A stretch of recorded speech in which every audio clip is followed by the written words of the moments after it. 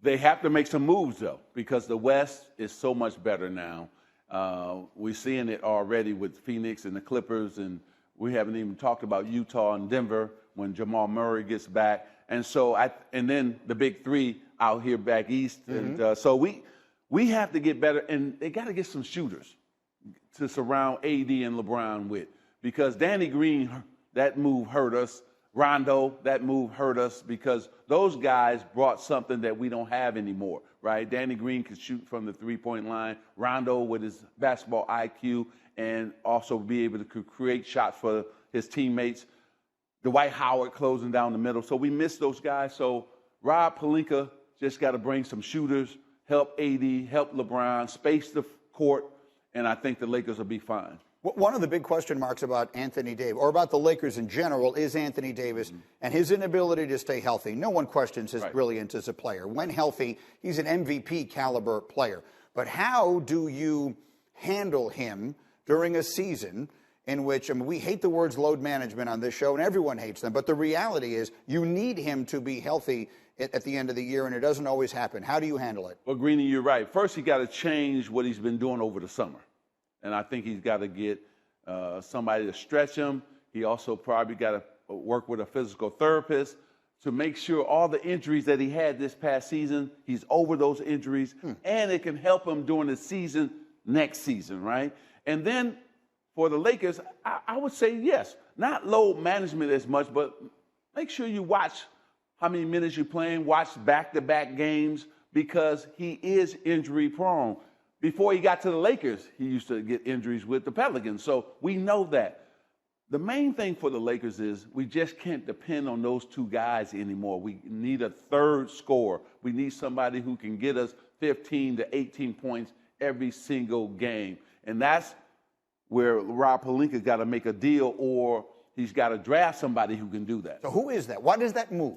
If you're making that move, what is the one move that could put LeBron back over the top? Well, what I'm understanding right now, because I haven't talked to Rob or Jeannie about this, I know Kyle Kuzma, who played great before those guys got there, he needs to be a second scorer on a team, right? And I think he can actually do that. Can I just interject? Someone has just entered the room. This is about to be fascinating. The great Stephen A. Smith has just made his way. Look at him strolling, too. Stephen A. is here. He doesn't have a microphone on, I'm being told. But you know what? With Steve, you can hear him anyway. So it does. I lean on magic. I lean on That's magic. Right, that's right. I lean on magic. So I told him, you said the Lakers championship window is closed. He doesn't believe it. Well, listen, it's very rare that I disagree. Here we go. Thank you so much. It's very rare that I disagree because, after all, this is magic that we're talking about. I mean, it's presently constructed. This team, their championship window, they did something Magic and the Lakers never did. They won the championship. They were feeling themselves. They were walking around as champions. I'm not talking about LeBron, because we know he takes care of himself physically. But there's a lot of dudes out there that didn't commit themselves to defending the crown they had earned. And as a result, you got all of these teams on the come up. They are what they are. As presently constructed, their window is closed. Now, if they go out and get somebody like Dame Dollar or Damian Lillard or something, that would be different. Is that on the list of options? I don't think so. Yeah. I think it'd be nice, but I don't know if they could do it. Yeah, what do you think? I think it's tough to pull off that trade because you need assets to do that. I think there's players out there that can help the Lakers. Rob's just got to find out who that guy is. But Laker fans, we gave them a pass, right? We said, hey, they won the championship last year. We gave them a pass this season. But after that, no passes. They got to come through. They got to play well. But he was right. Sometimes when you win a championship, you don't work as hard over the summer. You don't look to improve. You don't look to get better.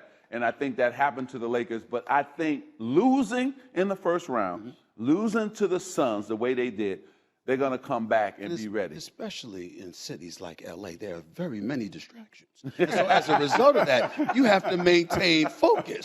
And it's easy to be distracted, and that happens. That's what we're talking about. Yeah. So Stephen A. is just getting warmed up because they're going across the hall to do First Take in a minute. But let me ask you the question, because Magic Johnson is not willing to say that right now Kevin Durant is the best player in the world. He says that is still LeBron's crown to hang on to. I don't want to misquote you, right? That's what you just said. Right. Who's the best player in the world? I think it's KD. I think Kevin Durant. But here's what I will say. Magic Johnson, and it's not just because of his resume, the style of player that he was in terms of literally predicating his success not just on what he was capable of doing, but what he peeled from people around him. That's why Magic would say that about LeBron. Makes perfect sense. I'm a scorer. I'm about putting the ball in the hole, okay? And when I look at KD, who averaged the same amount of points as LeBron throughout his career, 27 points per game, all right, around the same rebounds, considering the shooting percentage from the perimeter, LeBron is a career 73% free throw shooter. Over the last 3 years, he has shot less than 70% from the free throw line. Kevin Durant is 85 plus. The brother is a marksman extraordinaire. No question. And when I look at it from that perspective, I just think offensively there are levels to this, and LeBron ain't on that level. It's no knock against LeBron. It speaks to the level of eliteness that Kevin Durant has. He's one player that could possibly catch Kyrie. But I said that, though, right? Yeah, I didn't know that. Nobody's going to be Kevin Durant at that scoring. But LeBron getting everybody involved, making his teammates better. But the good thing is it's always next season, and we're going to see, because who's going to win the championship is going to now say, okay, that's the guy now, right? If Kevin Durant leads Brooklyn, then it's his league from here on out. If LeBron leads the Lakers, then he's going to still be the man. So we got to look and see what happens. You talk about getting up in the morning. Not only do you have Magic, but you got Magic with Stephen A. Lord. I'll see you in a minute.